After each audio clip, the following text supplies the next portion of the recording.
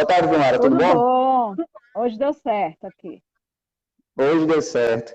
A gente vai fazer aqui, como eu já estava falando, adiantando para o pessoal aí que foi chegando, né? A gente vai fazer aqui Isso. um bate-papo sobre globalismo. E aí eu coloquei como tema, né, os acionistas da maldade. Porque, de fato, se você for fazer, a seguir a linha do dinheiro, né, de onde vem os investimentos para tanta maldade no meio do mundo, você vai acabar chegando a uma elite muito poderosa, que está muito interessada, né, no distúrbio da sociedade. Isso que a gente vai falar aqui hoje. Vamos levantar pauta sobre o George Soros, vamos falar sobre também as articulações em torno, né, dessa nova ordem mundial, que envolve a questão do coronavírus também, e também falar um pouquinho sobre a política aqui a nível municipal com a Vilmar.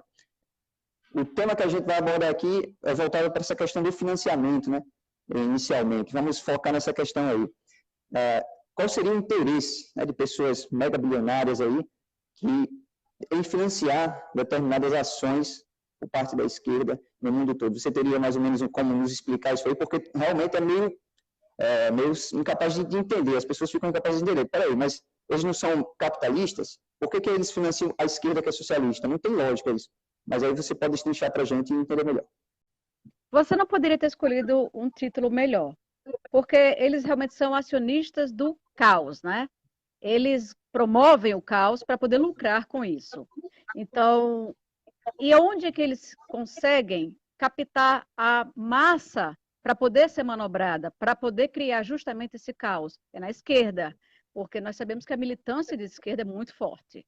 Eles têm realmente, durante séculos, estudos, têm defesas muito bem, como é que eu posso dizer, muito bem delimitadas do que eles querem. O discurso é homogêneo, não por ser de esquerda, mas é porque foi algo que eles conseguiram com muitas discussões internas, mas foi algo que eles conseguiram, que foi tornar, homogeneizar essa discussão, tanto é que quando você conversa com alguém de esquerda, ele tem aquela cabeça, geralmente aquela cabeça engessada, com todo aquele discurso pronto. E quando você tenta conversar sobre outra coisa, a pessoa ela não consegue sair da caixa dela, ela acaba retornando aos mesmos jargões. Mas o que, que acontece?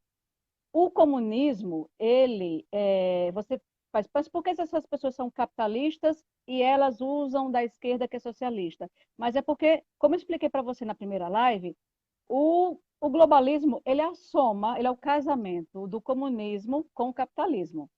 Na verdade, você até colocou uma frase do Olavo de Carvalho: o diabo inventou o capitalismo. E quem inventou o comunismo foram dois diabos. Então, o que acontece? Não estou dizendo que capitalismo seja uma coisa ruim, digamos assim. O sistema que nós temos no mundo é esse, e nós evoluímos em virtude disso, com as revoluções industriais e tudo mais. O que Sem querer, acontece? te, sem Essa querer pequena... perder tua linha do Fale. raciocínio, para derrubar aqui. Sem querer perder tua linha do raciocínio, só para apontar essa questão do Olavo, porque ele falou assim, né? Quem criou o capitalismo foi o diabo, quem criou o comunismo foi os dois diabos. Por quê? Porque Foram o dois termo diabos, capitalismo, exatamente. quem criou o termo capitalismo foi exatamente Karl Marx, né? Existia um teórico, Exato. agora me fugiu o nome, mas o Karl Marx ele concentrou esse termo, esse estudo sobre a questão da economia e disse que aquilo era capitalismo. Então ele criou o termo, embora o capitalismo, a economia de mercado seja algo bom, né? Ele sendo considerado Exato. assim um diabo. Um diabo. E aí, no caso do comunismo, é a união dos dois diabos, o diabo Lúcifer, né? E o diabo Karl Exato, Marx. Então, foi ele que criou exatamente. o comunismo. Exato. Pode Então, seguir. os globalistas, o que é que eles querem? Eles querem apenas e unicamente concentração de poder. Essa concentração de poder, para conseguir isso, ela teve que precisar desses capitalistas para financiar o comunismo. Porque não interessa a esses globalistas se você tiver um mundo com... Hoje temos 7 bilhões de pessoas, as pessoas livres, independentes, empreendendo como elas queiram. Porque, por mais que seja algo tão, às vezes, distante de nós, por nossos valores morais, né? Por nossa ética, que é isso que nos separa dessas pessoas, porque eles não têm consciência, eles não têm respeito ao próximo, eles não têm ética, eles não têm absolutamente valor, nem princípio nenhum, por isso que se associam de modo tão fácil, que parecem ser dois polos extremamente opostos, mas eles fazem justamente isso, para parecer que são polos opostos, mas na verdade eles estão muito trabalhando digamos, num conluio que a outras pessoas é inimaginável, não é? Porque os discursos que eles pregam são muito distintos e como eu já tinha conversado com você antes, o discurso, isso tudo é um teatro e nós somos meros espectadores, agora mais não, né? As pessoas estão despertas, as pessoas estão acordando e estão vendo que tudo é manipulação, principalmente através da mídia. Então, o que é que acontece? Não interessa aos globalistas que existe uma riqueza para todos. Interessa a eles a miséria, interessam as crises. Então, ele tem que manipular grupos para que assim eles possam ter meios de ação. Que grupos são esses? Como a esquerda conseguiu ter esse poder de penetração na mídia, nas universidades, no pensamento das pessoas, através de também uma coisa que Lenin já falava, do cinema, não é verdade?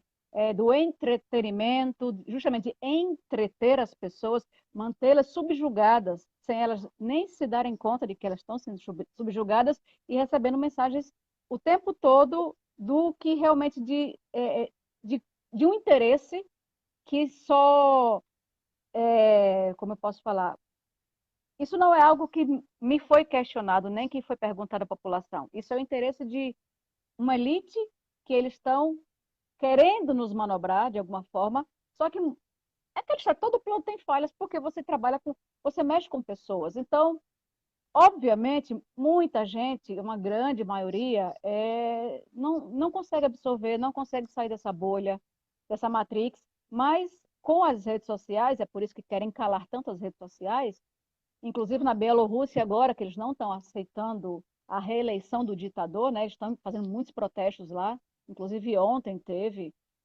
não sei que desdobramentos isso terão, mas o ditador, ele simplesmente bloqueou a internet, porque ele está, por quê? Ele não quer que as vozes tenham ressonância. Por isso aqui no Brasil a gente conseguiu virar o jogo, o mundo está virando o jogo, porque os globalistas, que a maioria deles são os donos das redes sociais, não é verdade? Mas eles não conseguem nos calar. A menos que matem a todos. Isso não pode acontecer. Eles não vão fazer isso. Mas eles querem nos calar de alguma forma, porque eles sabem que estão perdendo. Uma prova disso que você está dizendo é que o Movimento Brasil Conservador, né, iniciou há 2 dias atrás, né, essa luta aí contra o Jorge Soros, o Dia Internacional do Combate ao Globalismo, combate às ideias de Soros, e conseguiram colocar lá no Twitter também, em Trend Topics, e conseguiu chamar a atenção até de pessoas que não sabem nem o que é o globalismo, né, até pessoas que estão também do lado da esquerda, que passaram a defender o Soros sem nem saber quem é o Soros de verdade, né? Sim. E descobriram através da influência do movimento Brasil Conservador na internet. Então, por isso a importância, né, dessa internet livre, porque quanto mais liberdade tiver na internet, né, mais as pessoas vão expor suas ideias, mais vai se confrontar a essa elite dominante que, de fato, tenta acorrentar e guiar o povo às cegas, né, para coisas que o povo sequer sabe que é o interesse. Agora, eu acho que eles fizeram assim, isso porque diga, essa semana foi aniversário do George Soros, né? Ele fez 90 anos. Eu acho que foi tipo um presente que quiseram dar a ele, né? Tipo, uma revolta mundial, local, mas só que isso teve mais eco, né, lá fora, justamente por causa das redes sociais. E, de qualquer forma, digamos, de fato acontece algo? Não, porque nessa guerra tem que ser realmente, paulatinamente, a gente tem que ir galgando nossos caminhos. A gente não pode achar que isso em 1 ano, 2 ou 3 ou 5, a gente vai conseguir mudar os rumos. Eu acho que os rumos já estão sendo mudados, porque a gente começa a mudar os rumos de algo que a gente queira, uma nação, qualquer coisa que seja, pela cabeça das pessoas. Então, se as pessoas já estão acordadas, já despertaram para o que está acontecendo e conseguem enxergar, então isso, na minha opinião, já é uma grande vitória. Isso já é uma grande vitória. Sim.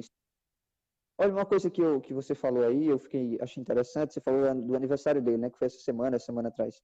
Para você ter uma ideia, o Enéas Carneiro, né, já denunciava o Jorge Soros, né, tem até aquela fala emblemática dele sobre a questão do tráfico de drogas, né, e ele fala no programa do Ratinho, enfim. Mas você vê, o Enéas Carneiro já foi para um lugar devido, né, já partiu, e o homem continua aí fazendo maldade. E continua aí protelando as suas ações do mal. Agora eu te pergunto, ao morrer, você acha que termina ou tem sucessórios? Tem pessoas para pegar essa sucessão aí e dar seguimento à obra do mal que ele já começou há muito tempo?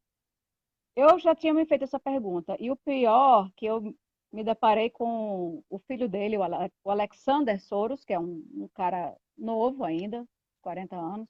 E o que eu já pude ler a respeito é que ele é pior do que o pai, entendeu? Ele realmente tem envolvimento com toda essa elite e ele ainda tem, ninguém sabe, né? Mas pelo tempo normal das coisas, ele ainda tem muito tempo pela frente. Só que Sim. tem que ver quais são os interesses dele, né? E ele não é alguém que apareça muito. Essa semana ele apareceu porque ele fez uma homenagem ao pai no Twitter e apareceu com a foto dele, parabenizando o pai pelos 90 anos. Agora, e pronto, é um cara que gosta muito de aparecer em festas e tal, mas.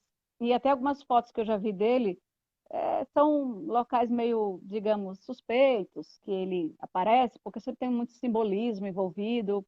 E nós sabemos que essa elite é suja, é podre, e eles são capazes de tudo para manter essa hegemonia de poder, né, que eles conseguiram e estão perdendo. Eles sabem que estão perdendo, porque com o avanço da internet, eles perderam o controle completamente. Interessante isso Ednei? aí. É meio que construíram a corda para se enforcar, né? Perdão, você está me Não, ouvindo? é porque o retorno está demorando um pouquinho aqui, mas pode Deu uma falar. picotada. Não, Porque pode deu uma continuar, picotada, pode acabou a continuar. gente perdendo a Foi. sincronia. Mas eu acho que você estava falando, mas eu vou dar seguimento aqui, que é mais ou menos o que você estava dizendo, né? Eles construíram a corda que exatamente vai, em certo momento, enforcar eles próprios, Isso. porque a internet deu essa liberdade para que as vozes dissonantes pudessem aparecer. O financiamento deles através da grande mídia é uma coisa sensacional. Aí eu abro essa pauta para você poder discorrer sobre ela, né? Agora, o Jorge Soros já fazia um tempinho que ninguém falava mais dele aqui na mídia nacional, na grande mídia. Bastou o Movimento Brasil Conservador ter essa iniciativa na internet, bastou as pessoas começarem a rechaçá-lo, né? Eles começaram a fazer um endeusamento novamente, como ele fosse apenas um filantrópico, aquela pessoa que ajuda a humanidade, que dá dinheiro porque Isso. tem um bom coração. Então, qual é a influência do Soros sobre as mídias, as grandes mídias? E aí eu destaco a CNN Brasil, né, que está aqui, e é ramificação da CNN Estados Unidos. E qual a influência, você teria como abordar para a gente mais ou menos a influência dele diante das mídias? O problema é o seguinte, George Soros, ele é acionista no caso, o grupo dele, não é? Ah, é acionista de várias empresas. E de empresa farmacêutica, de mídia. Então, você sabe que quem manda são os acionistas. A ordem obedece do que fazer, obedece uma hierarquia, certo? Ele não só financia ONGs, ele tem participação mesmo, inclusive tem um jogo de videogame que um dos maiores acionistas era o George Soros, a fundação dele, a Open Society. Então, quer dizer, quando você for buscar na internet mesmo, no site das maiores empresas do mundo, de alguns segmentos, se você for buscar quem são os acionistas, em muitas delas, você vai achar a Open Society. Ela deixa muitos rastros, porque isso, na verdade, realmente tem que ser veiculado, até porque a fortuna dele tem que vir de algum lugar, né? Isso não é ilícito, certo? Agora, ao que ele destina o dinheiro dele, isso aí é outra história. Isso é outra história, porque ele financia de ONGs de esquerda até, digamos, grandes corporações que ele é acionista. Então, digamos, se ele é acionista de um grande grupo farmacêutico, esse grande grupo farmacêutico é anunciante de uma CNN, tá entendendo como é a história? E paga não sei quantos. Olha, eu trabalhei com publicidade há mais de 23 anos atrás, foi um dos meus primeiros trabalhos, tem nada a ver com o que eu faço, mas eu lembro que nessa época, uma propaganda, um mês de propaganda, ou não sei, na Globo, no horário do Jornal Nacional, num sábado, custava uma propaganda de 30 segundos custava R$ 1 milhão, entendeu? Isso há mais de 20 anos atrás. E se fosse assim, tipo, eu tinha tabela disso, mas isso faz muitos anos. Quando o Fantástico, uma coisa assim que naquela época tinha credibilidade, ou então você veicular sua publicidade ao longo do dia em várias emissoras. Isso é muito dinheiro. Então, é assim que eles ganham, entendeu? Por anunciante. Então, quem manda são os anunciantes. Tá entendendo? Porque se você, ó, se você não falar isso, se você não veicular essa informação, eu vou tirar o patrocínio. Eu não vou mais veicular minha publicidade aqui. Então, é um jogo de chantagem. Por isso que eu digo, é um jogo sujo.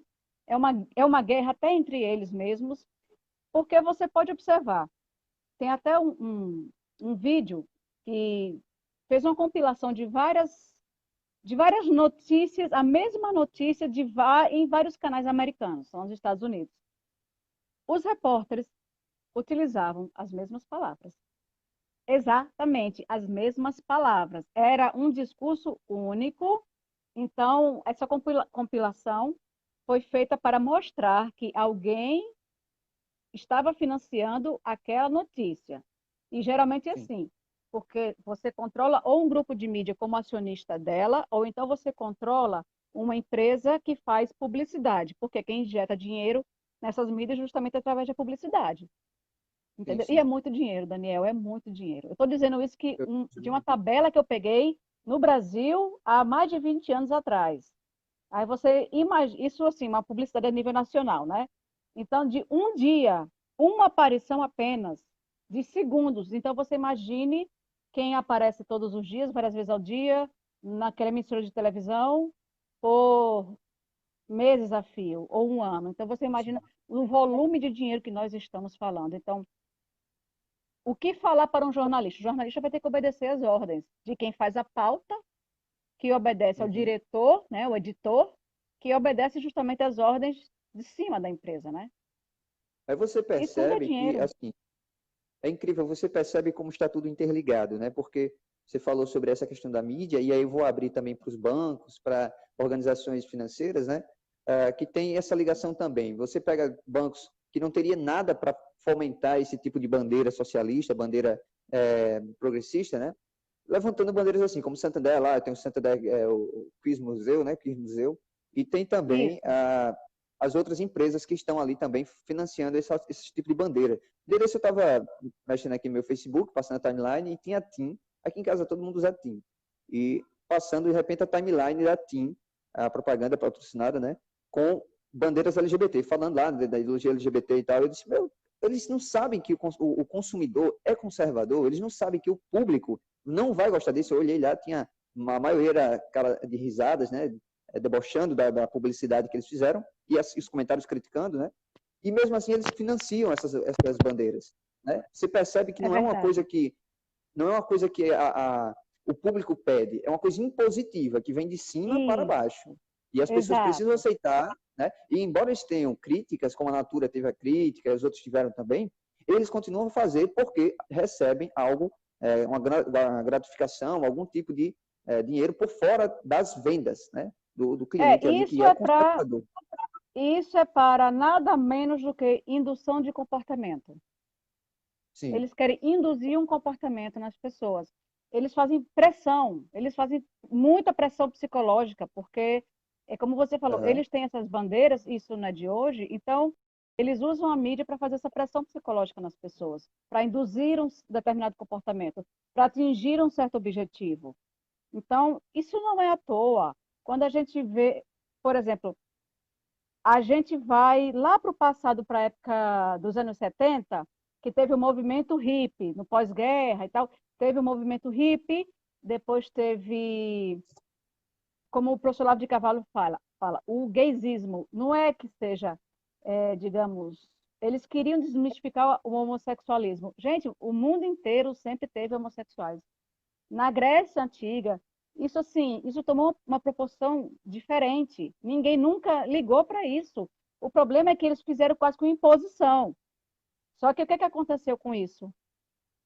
Aí você associa o movimento hippie, que teve aquele show e tal, agora eu esqueci o nome. Aí depois veio essa história do homossexualismo, essa liberação, entendeu? Junto com o movimento hippie, depois veio o problema do vírus da AIDS. Depois do É o vírus da evento do AIDS veio o Woodstock, né, quê? que você fala?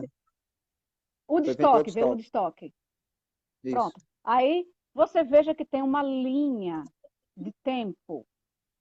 Tudo tem uma linha de tempo, porque você tem que analisar, não é o que acontece naquele momento, é o pós, é o que aconteceu depois, o que resultou disso. O que resultou de todo esse movimento de liberdade foi um índice alarmante de casos de AIDS nos Estados Unidos, né? Começou lá, muita gente morreu, realmente é uma coisa terrível, e aí surgiu o coquetel AZT.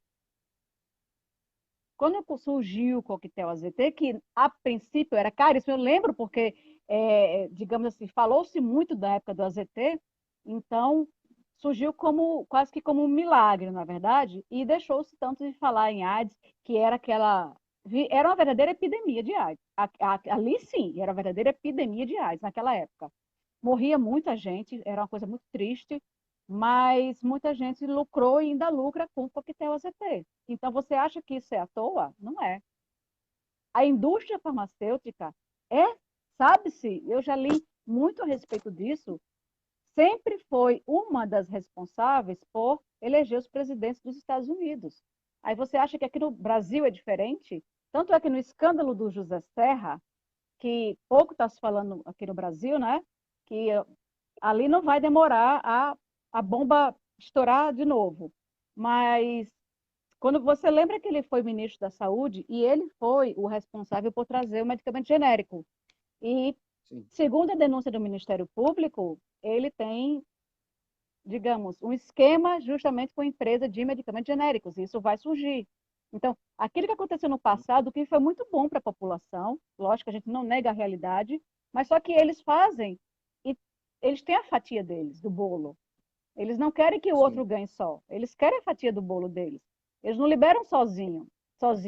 Porque talvez com aquilo ali que eles criaram, eles puderam conseguir dinheiro para próximas eleições. Justamente por isso. Então, é desse tipo de esquema que a gente está falando, entendeu? Sim, sim.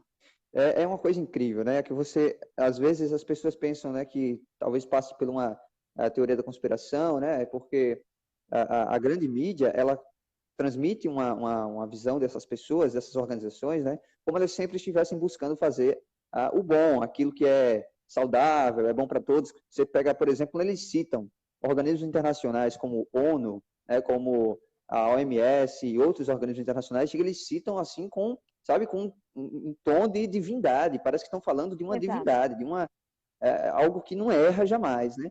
Algo Então, a influência incontestável. é incontestável. Você não tem como contestar o que veio da OMS ou da ONU, Isso. ou nunca erraram na Não, vida, né? E você é maluco de se você contestar a OMS? Não, você é Você é contra a louco. ciência, né? Mas assim, você é contra a Exato. ciência. Então, aí eu queria ver também, claro, está tudo interligado, mas existem as influências também, né, dentro desses organismos internacionais. E aí, Sim, poderia adiantar para você aqui, seguir nessa linha, essa questão dos governos nacionais, né? A necessidades que eles têm de destruir os governos nacionais, nacionalistas, que têm aquele viés mais patriótico, né? Para poder implantar essa visão mundial no combate a determinadas coisas. Por exemplo, o Covid-19, né? Se tornou essa sim, ferramenta para poder controlar a humanidade de forma geral, né? Todo mundo vai ter que seguir a isso. mesma regrinha, todo mundo tem que fazer a mesma coisa, não importa o que o governo do país pensa, né? Então, levantando para você essa questão, há essa possibilidade também desse organismo internacional poderem influenciar assim ao ponto de dizimar a política nacional, a força nacional das nações, né? E dos teores patrióticos que tem em cada país, como por exemplo aqui no Brasil, o Bolsonaro, os Estados Unidos têm Trump, mas eles possuem, né, um megafone muito grande, atormentando esses líderes. Isso. É o problema, por exemplo, nos Estados Unidos, Trump já saiu, não vai mais financiar o OMS. Ele já disse isso. Sim, Então, quer dizer, era muito dinheiro dos Estados Unidos para financiar esse órgão que a gente tem pouca informação sobre o que acontece lá, né? Na verdade, se eles fazem pesquisas e tal, qual é o trabalho deles, porque a gente acha que vê muita burocracia e é muito dinheiro. Então, por exemplo, o Brasil, qual é a participação dele? Qual o percentual do PIB que vai para o OMS? Porque eu não sei essa informação e nós temos o direito de saber que esse é dinheiro que sai do nosso bolso, dos nossos impostos, somos todos nós que pagamos. Agora, o problema é que a OMS é ligada à ONU, assim como o Unicef e tal. Qual é o problema disso? Eles são organismos controlados e controladores que eles querem realmente induzir naquele determinado país as suas agendas, eles querem injetar a sua agenda a todo custo, e se não obedecer, eles começam a sancionar alguma coisa, não é verdade? Ou desacreditar. E, bom, o Brasil já disse que poderia também deixar a OMS. Eu acho que eu nunca estudei a fundo como foi a criação da OMS, qual foi a finalidade dela. Mas eu acho que tê-la é importante. Agora, se fosse algo gerido por pessoas sérias, o problema é que não é. Por exemplo, se você pegar países africanos, sul-africanos, ou África de um modo geral, que eles não têm corpos Sim. técnicos de medicina e tal, ou de cientistas para elaborar pesquisas para determinadas patologias, que é um continente paupérrimo e de propósito, né? Ali, eu acho que ali a África é um case a ser estudado, porque não entra na minha cabeça o que acontece naquele país, mas é puramente comunismo, né? Aquela guerra Sim. de tribos, aquela coisa assim, Divisão, né? aquela guerra constante.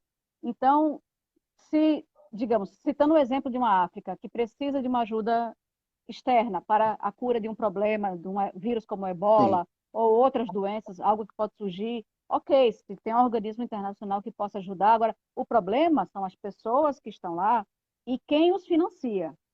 Por exemplo, Exato. Exatamente. uma coisa era quando Obama era o presidente norte-americano e financiava, digamos, ele chegou até criar o Estado Islâmico, porque foi ele quem financiou. Chegou até Sim. isso. E ele mesmo é muçulmano, né? Ele é muçulmano. Então, o que acontece? Esse é o grande problema. Não é a OMS, a organização. É como o STF aqui no Brasil. O STF não é o problema são as pessoas. E as pessoas têm que separar. As pessoas que eu digo, nós, seres normais, temos que separar instituições de pessoas. Aquele sujeito que está lá como diretor da OMS, o Tedros, ele não tem nem capacidade técnica para estar lá. Ele não é médico, ele tem outra formação, acho que de biólogo e tal, mas ele deveria ser médico. E Isso, ele é biólogo, exatamente. ele é biólogo, né? O problema é que a quem ele obedece. E o que se mostrou com o coronavírus, e se a gente talvez fizer mais pesquisas e a gente vai conseguir chegar a outras conclusões, é que eles obedecem a uma agenda, como, por exemplo, tem fotos do Tedros numa reunião com empresários chineses. Ok, a gente não sabe o teor da conversa, mas qual era a ligação dele com a China? Na verdade, Sim. porque foi tão tardia essa informação sobre o coronavírus ter saído de Wuhan, né? Se a China já estava com aquele problema todo. Então, assim, a gente tem que saber quem são os peões do jogo e quem é que manda. E por Exatamente. isso que volta novamente para o seu título, que foi, não poderia ser melhor, quem é o acionista da crise? Porque são crises fabricadas. Essas crises são feitas de propósito. Tanto é que foi comprovado que os maiores bilionários do mundo, eles com a pandemia lucraram mais ainda e estão mais ricos, enquanto milhares de pessoas Sim, perderam seus empregos, exatamente. entendeu? É isso que Agora, sabe o que a acontece. gente Eles percebe? fabricam crises.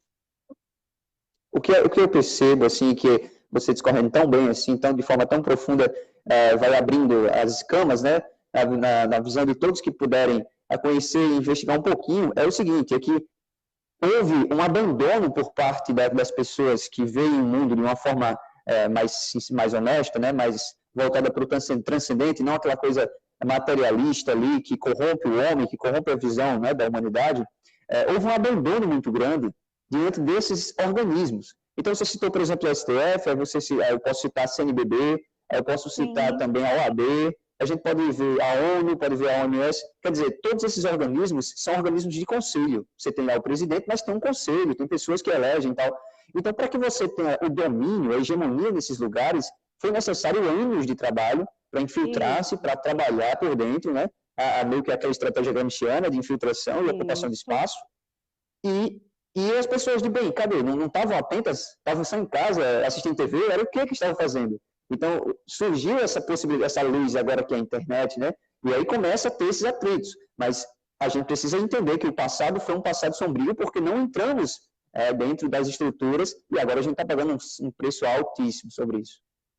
Isso. E você tocou num ponto muito sensível, que eu acho fundamental falar sobre isso. Talvez tenham pessoas que podem se sentir incomodadas, mas a realidade ela tem que ser dita as pessoas gostando ou não. Quando as pessoas se viram talvez desesperadas por algum motivo em várias épocas da humanidade, mas principalmente da mais recente, por essas questões econômicas, crises e tal, quantos será que não recorreram ao sagrado, como você bem falou? E aí, quando você foi recorrer ao sagrado, você que achava que aquela pessoa que estava lá, aquele padre e tal, era uma pessoa que estava lá para o bem, e nós sabemos muito bem hoje como o Vaticano é corrompido, na verdade. Aliás, isso não é de hoje, então, se você estudar a história dos papas, os vários assassinatos que já tiveram de papas e tudo mais, vários escândalos, é uma coisa absurda. E a gente sabe, o próprio professor Olavo disse que conheceu uma ex-espiã da KGB, que somente ela infiltrou no Vaticano 1.000 comunistas. Então, você imagine, hoje a gente vê bispos da CNBB fazendo protesto contra o presidente da República. Quer dizer, você está vendo o desespero dessas pessoas, Daniel? Quando eles ultrapassam os limites, você vê que os limites eles ultrapassaram pelo desespero porque eles saíram da toca. É incrível o que está acontecendo no STF, o que está acontecendo na CNBB. As pessoas ficam reclamando, mas na verdade não é para se reclamar, porque pior seria se eles estivessem agindo em silêncio. Hoje a gente Exato. tem consciência do que eles estão fazendo, porque eles estão se mostrando e é porque eles estão perdendo espaço, eles sabem disso, entendeu? Exatamente. Então, assim, por exemplo, muita gente tem raiva dos evangélicos, mas é porque as igrejas evangélicas, elas não seguem aquela cartilha. Eu não estou falando mal da igreja católica, nunca, jamais. Eu estou querendo separar a fé das pessoas de instituição. Então, Exato. assim, as pessoas que iam buscar algum alento na fé, elas encontravam padres socialistas. E nas missas, Olha, você, subliminarmente, você tinha ali, o padre tinha uma plateia cativa e que ele ia induzindo o que ele bem entendesse. E como exatamente. nós que temos valores, né, que temos princípios, fomos criados para respeitar aquela pessoa, né, aquele padre, aquela pessoa que está ali e tal, e confiar, muita gente, digamos assim, se entregou, não é? E, infelizmente, sofreu um processo de lavagem cerebral, sem nem Uhum. sentir, sem nem Olha, é sentir. interessante esse. Eu levantei aqui um dia que eu fiz uma live sobre a teologia da libertação, né? Porque tem muita gente Sim, que não consegue identificar isso como um modo de pensar ou como um modo de ação dentro da Igreja Católica. Acha que isso é o catolicismo, né? E, assim, o Papa Bento XVI, né, que ainda é Papa, é emérito, mas é Papa, ele foi um dos grandes combatentes. O Papa João Paulo II foi o maior combatente, que se tornou santo, né? isso. E o Papa, o Ratzinger, né? O cardeal Ratzinger, que se tornou Papa, também continuou a linhagem dele. Mas você vê o que acontece quando você tem alguém que tem uma visão mais conservadora e que combata isso. É massacrado, é difamado. Já Isso. quando você favorece determinadas práticas desse mundo globalista, progressista, você é endeusado. Então, o grande problema, o grande receio que a gente tem quando professa alguma fé, uma fé cristã, por exemplo, ou uma fé judaica, né, é ver o mundo aplaudindo pessoas que estão ali para fazer a vontade de Deus. Porque quando você Exato. vê as pessoas que não estão, né, no caminho correto, buscando, aplaudindo aquela pessoa, é sinal que aquela pessoa não está fazendo algo certo. E hoje nós temos o Papa Francisco, né? Eu tenho até o livro dele ali, que eu li faz um tempo, mas eu trouxe, deixei aqui, disse qualquer dia eu vou trazer para o pessoal a leitura aqui que eu fiz, explicar alguns pontos. O Papa Francisco contribuindo com pautas progressistas. Então, você Exato. começa lá, discurso sobre a Amazônia, está pegando fogo a Amazônia, é uma coisa que acontece todos os anos, e mesmo assim foi em menor quantidade último ano agora que passou, né? E o Papa se engaja nisso, o Papa vai, dá declarações. E a crise na Venezuela? Não se fala nada? Não se diz o que é o problema na Venezuela? Não diz o problema lá no Oriente Médio? Não fala a influência negativa da Palestina dentro de Israel? Não fala as ações erradas que indivíduos... Quer dizer, é tudo em silêncio. Você vê que aquela pessoa está defendendo uma pauta, está ali para defender bandeiras. E você não pode achar que isso é sua fé, isso é sua igreja, é Deus que quer. Não.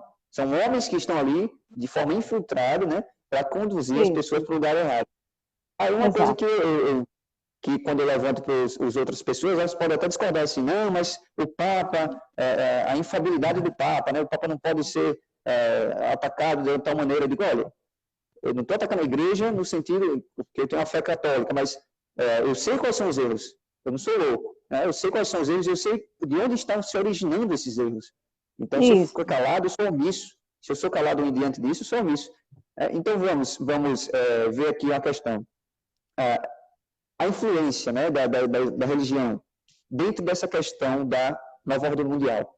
Eu li o livro do Olavo com o professor Duguin, né, e eles falam também sobre as religiões. Né? Eles levantam três tipos, o Olavo levanta três tipos de globalismos. Né? O globalismo russo-chinês, eurasiano, o globalismo das elites norte-americanas, né, elite ocidental, e também o globalismo islâmico.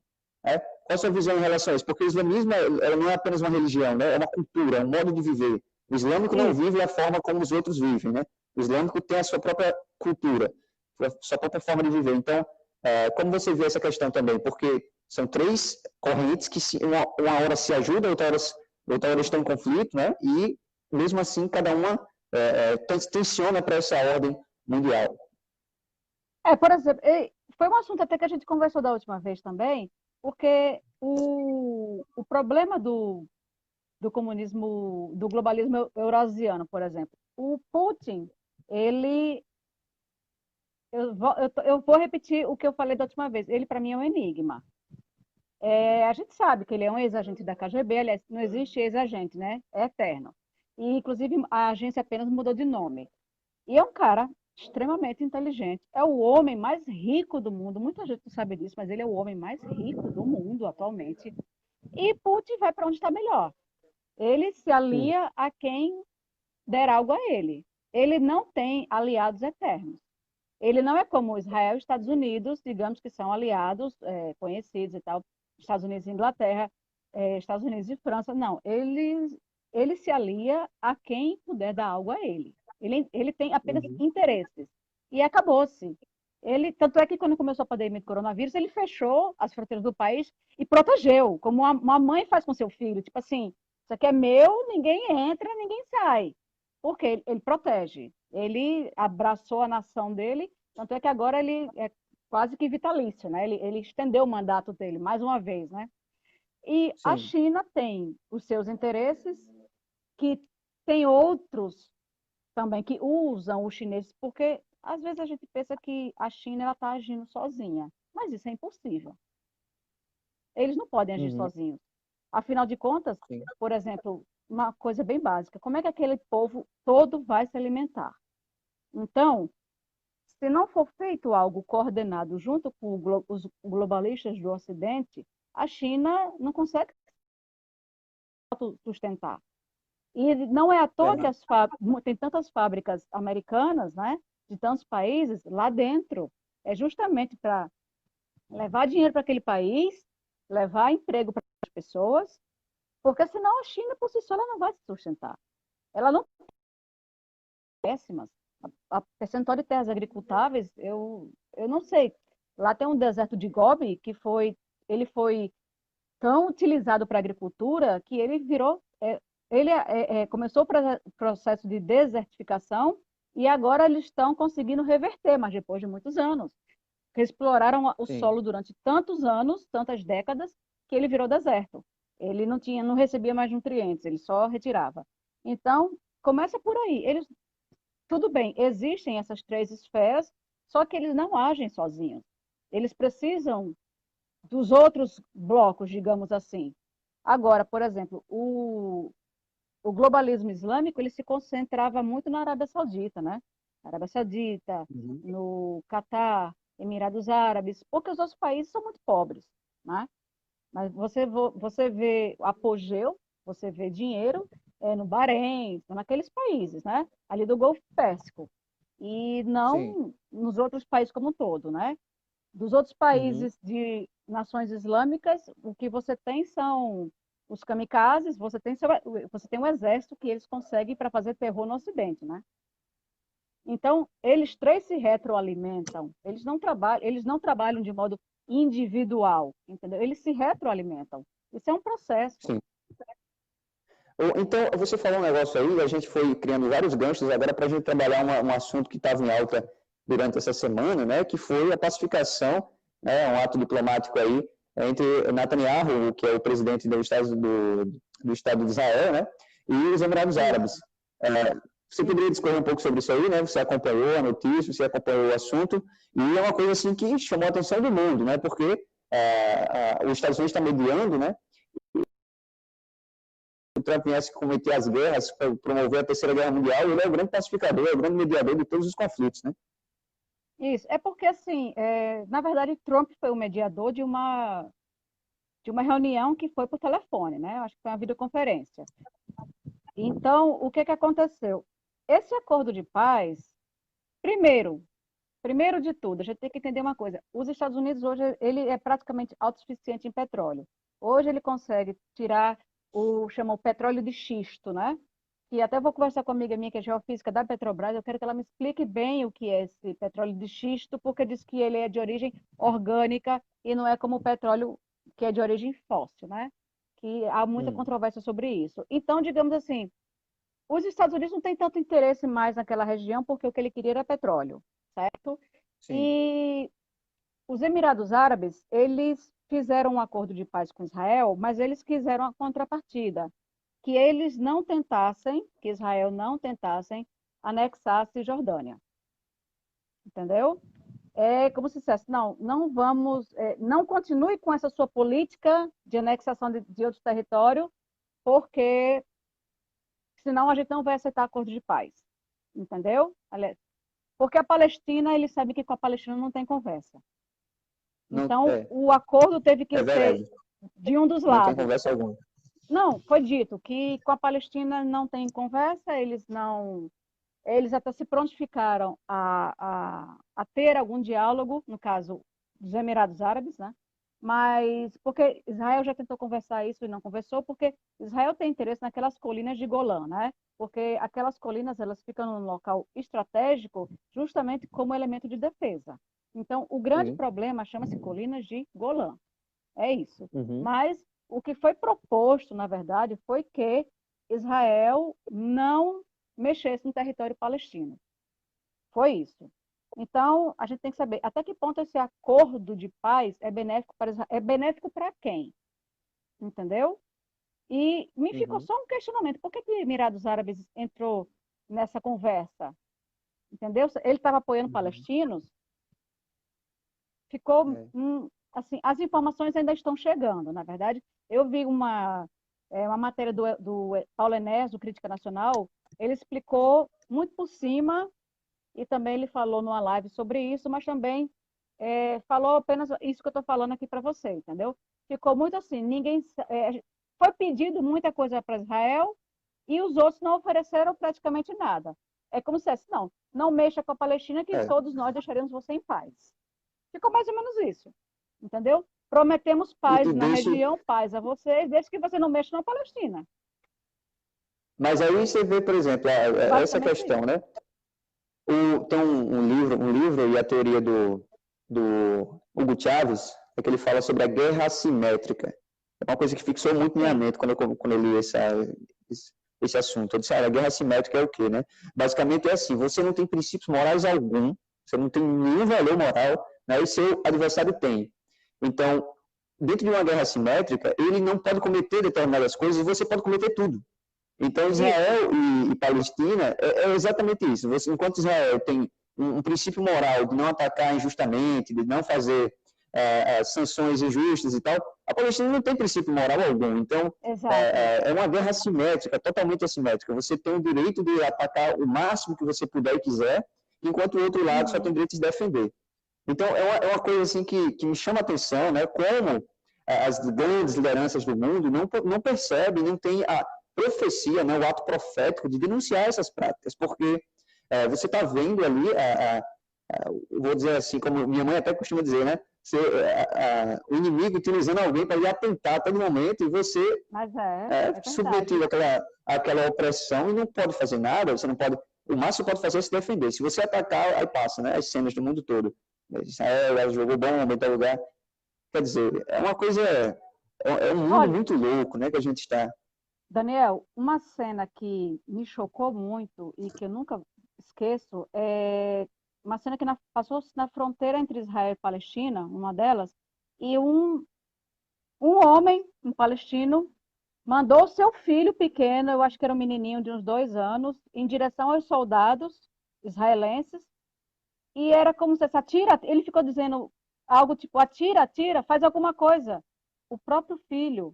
E o soldado foi lá, ele se agachou e deu um abraço no menino e tal, brincou, porque Israel não tem esse interesse. Por isso que quando houve aquele problema de Beirute, muita gente ficou dizendo que foi Israel.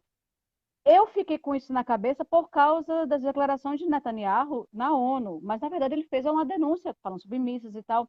E aquilo que eu falei com você em particular, que eu iria até me retratar do que eu sugeri, porque como foi algo que matou muitos inocentes, aquilo não foi algo feito por Israel, porque não é desse modo que Israel conduz os seus problemas políticos, não é? A política externa de Israel não é para atingir pessoas inocentes de forma inconsequente. Eles jamais fariam isso, jamais. Isso não é a conduta deles, muito pelo contrário. Então, por isso que muita gente ficou falando, foi Israel e tal. Até pessoas muito próximas a mim disseram isso. Eu disse, olha, eu acho melhor repensar porque Israel não age dessa forma. Muito pelo contrário. Se tiverem que morrer inocentes, que sejam pelo menos os militares deles, e não ou os militares do outro país, né? Inimigo, digamos assim, mas não pessoas, não civis. Israel não faria isso, não é essa conduta. Mas esse vídeo desse garotinho me chocou muito para a gente ver que a Palestina, assim como a maioria desses pequenos países de origem muçulmana, eles não têm o menor senso moral, eles não têm apego nem à própria família. Eles têm uma verdadeira obsessão pelo islamismo, pelo terrorismo, e eles fazem absolutamente de tudo para conseguir seus objetivos. Não é à toa que tem os kamikazes, né? Não é à toa que eles têm os homens-bombas e tal. Eles simplesmente, eles são muito... Tem um escritor do Facebook que eu gosto muito dele, o Nicolas Carvalho de Oliveira. Ele disse, é um homem, o muçulmano é um homem muito rudimentar. E ele é rudimentar não só no seu estilo de vida, no seu comportamento, mas o seu modo de pensar é rudimentar. Ele tem, parece que uma caixinha fechada e lacrada, e ele realmente não se abre para o mundo. Eu não consigo compreender que nos dias de hoje exista uma civilização tão distante da nossa, distante em termos culturais, exatamente. Aliás, não é rudimentar, o termo é primitivo. Então, é uma civilização extremamente primitiva se compararmos conosco. Então, e eles não querem sair do primitivismo. E nem deixam também que eles saiam, porque aos ditadores interessa que eles... Porque quando teve a Revolução Iraniana, o Irã antes as mulheres usavam minissaia, até porque as mulheres iranianas são belíssimas. Mas depois da Revolução Iraniana, tudo mudou. O país deu uma marcha ré. Eu até lembrei aqui de uma expressão, não é um termo que o pessoal usa, uma frase, né, que a gente costuma escutar assim, que se você colocar numa sala, né, um cristão, um evangélico, ou cristão evangélico, no caso, cristão evangélico e católico, né, um judeu, quem quer que seja, das religiões, e você colocar só eles, não dá nada. Agora, se você colocar um islâmico ali no meio, ele vai ter problemas com todos. A necessidade de impor aquela fé sobre aqueles que não concordam, porque a própria origem, né, do islamismo, a forma de pensar e de segmentar a religião islâmica, ela é impositiva, ela trata aquele que não concorda como o impuro, né, é a palavra certa que eles utilizam, né, mas é como se fosse o ímpio, aquele que não serve a Allah, não serve a nada, não serve mais para nada, precisa ser Então, dentro de um território conquistado pelo Islã, né, por países islâmicos, você só tem Você duas é opções: ou você infiel, vira você é escravo, infiel. isso, é infiel, né? Pronto. Ou você vira um escravo daquele povo, ou então você morre. É a única duas Exato. opções. Então, enquanto você tem a cultura cristã, por exemplo, judaica, civilizando o mundo através do convencimento das ideias que regem aquela religião, você tem, do outro lado, impondo pela força, domínio de territórios e de ideologias, de cultura. Então, quando eles se aproximam através dessas discussões aí, né, dos refugiados e tudo mais, aí vem aquele discursinho progressista, né, que diz assim, não, mas assim, a gente tem valores cristãos, nós temos valores civilizatórios aqui, então vamos abrir nossas portas e tal, beleza. Mas até quando, né? Porque vai chegar um certo momento que nós não Olha, eu vou te falar seremos mais a maioria, né? Pode isso. falar. Eu vou falar a você uma questão sobre esses refugiados. Eu não vou negar, lógico, que muitos deles vêm de países africanos, né, como a Argélia e tal, que tem problemas de tribais e alguns também do comunismo de muitos anos, mas são mais problemas de origem da cultura deles, países muito pobres que sofrem muito com secas e tal, são extremamente quentes, pobres em cultura, digamos assim, em biodiversidade, e olha que tem países que têm riquezas minerais incalculáveis, mas isso é outra história, né? Que, é isso que eu digo, já são outras pessoas que estão usurpando aquelas riquezas desses países. Mas eu tenho uma amiga que mora na Suécia e ela disse que quando começaram a chegar os refugiados lá, ela disse, Mara, os refugiados aqui, eles não chegam em família. Eles são homens jovens, saudáveis, e eu vou dizer a você, o que está chegando é um exército. Inclusive, ela disse, as pessoas da Europa que são inteligentes estão vendendo tudo indo para o Brasil. E eu não sei quanto tempo eu vou ficar aqui, porque ela morou em vários países da Europa. Ela disse, ela é casada com um sueco, mas eu não sei se ela vai ficar lá. Eu até falei, porque ela foi assaltada, ela mora numa fazenda, nas imediações de uma cidade chamada Gothenburg, e num domingo, ao meio-dia, assaltaram o celeiro da casa dela. E ela estava sozinha. E eu falei, e lá é tudo aberto, né? Lá não tem cercas nem nada. E eu falei, olha, ele pode entrar na sua casa e fazer com você o que bem entender, porque eles não têm limites, né? E o marido dela viaja muito.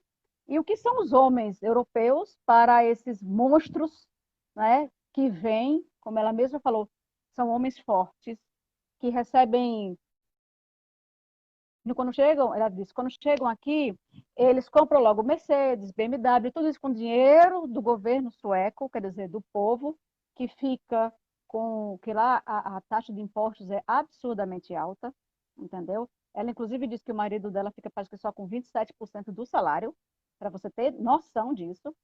Então, assim, é uma carga tributária gigante e o governo sueco, ele subsidia carro, moradia e tal. E ela me falou textualmente: eles chegam aqui, eles alugam um apartamento, eles compram um carrão, e não é difícil você ver um cara, ela falou, um cara desse com duas suecas, duas loiras lindas, num carro, numa BMW conversível, fazendo farra, entendeu? E só que lá estão explodindo sempre, eu vejo sempre vídeos de explosões de veículos em estacionamentos, em alguns bairros e tal, porque eles realmente fazem terrorismo. Eles fazem saques em lojas, em centros de compras, entendeu? Então, o que está chegando na Europa não são refugiados, não são famílias, são Você pega, é um exército. você pega o exemplo da França, né? Também a França teve revoltas lá terríveis. Você vê a turminha toda pulando em cima de carro, destruindo carro de polícia, uma coisa assim que você diz, mas qual é o motivo disso? Não há certos motivos. Porque a revolta, né, criada através de uma ideologia, através de uma questão ideológica, pauta uma bandeira ideológica, como está acontecendo nos Estados Unidos, ela não tem motivação. Ela não precisa ser lógica. Ela basta ter aquela narrativa, né? Então, você é oprimido, você isso te tão mal, então você tem todo o direito de se rebelar. Aí vem aquela... Mas entenda uma coisa Black... também, Daniel. O caso da França é algo que tem uma especificidade que é para ser considerada. Por exemplo, O Ayatollah Khomeini, ele prometeu, né, que tomaria a França, ele disse textualmente, tomaremos a França pelo ventre das tuas mulheres. E é isso que está Uhum. acontecendo, porque os homens europeus, eles não querem casar. Aliás, isso já foi uma indução de comportamento. Volta aquilo para a nossa conversa inicial, certo? Para o início da nossa conversa. Foi induzido o comportamento de não ter casamento, ou então só ter um filho e tal, mas mais de pessoas não casando, né? Então, o que Sim. acontece? Esses muçulmanos que vêm, esses refugiados, eles se casam com as francesas, obtêm cidadania, geralmente trabalham nas periferias de Paris, em fábricas, indústrias, etc. E eles começam realmente a ter sua família. E essas pessoas, eles, na verdade, eles não têm filhos, eles procriam, né? Eles procriam. Eles têm de 3, 4, 5, 6, 7 e por aí vai. Enquanto a mulher estiver viva, ele está procriando. E é uma coisa realmente que Uhum. assusta, porque eles, assim, a Inglaterra está indo pelo mesmo caminho. No ano de 2019, o nome Mohammed foi o mais utilizado nos cartórios, quer dizer, dos nascimentos, quer dizer, nasceram mais Sim. bebês muçulmanos, né, com nomes muçulmanos, do que com nomes ocidentais. Então, a gente está vendo que, em alguns anos, a, É, os ocidentais vão desaparecer da Europa. é Eu uma vi coisa, isso. é uma coisa Mas isso terrível, foi uma assim, promessa. Isso foi uma promessa. é, Ayatollah Khomeini disse isso, todo mundo disse isso, um francês me disse isso. E eu passei por uma uhum, experiência em Paris, em 2012, que eu pude ver, quando foi aquele problema do Charlie Hebdo, eu acho que foi depois, ou foi antes, não me lembro. Agora, realmente, eu acho que foi foi depois um 2011, eu não me pouquinho. lembro. É porque eu fiquei muito perto de onde aconteceu aquele crime do aquele jornal Charlie Hebdo. Eu estava num Sim, bairro, me hospedei no bairro, no 11º agora não sei falar francês, que é que lá são vários distritos, arrondissement, sim, acho que é assim, arrondissement. Era o 11º e é o bairro judeu.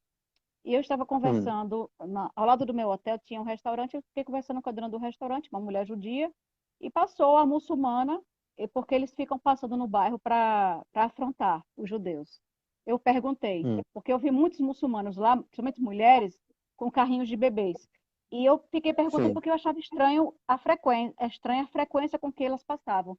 E ela disse, eles ficam provocando a gente, mas a gente não se importa, nós estamos aqui trabalhando, foi o que essa senhora me falou. Eles têm mais o que fazer, né?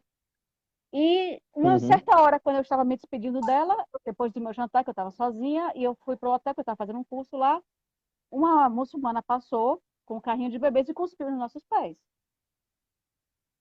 E a gente não Vixe estava fazendo Maria. nada, eu estava conversando com essa senhora. Aí, quer dizer, aí eu olhei para ela e eu disse, por que isso? Aí ela disse, eles nos odeiam, mas a gente não faz nada contra eles.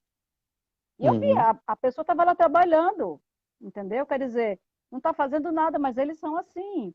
É um povo Pois é. que é um povo invasor, infelizmente. Eu vou dizer isso que todos os muçulmanos são? Claro que não.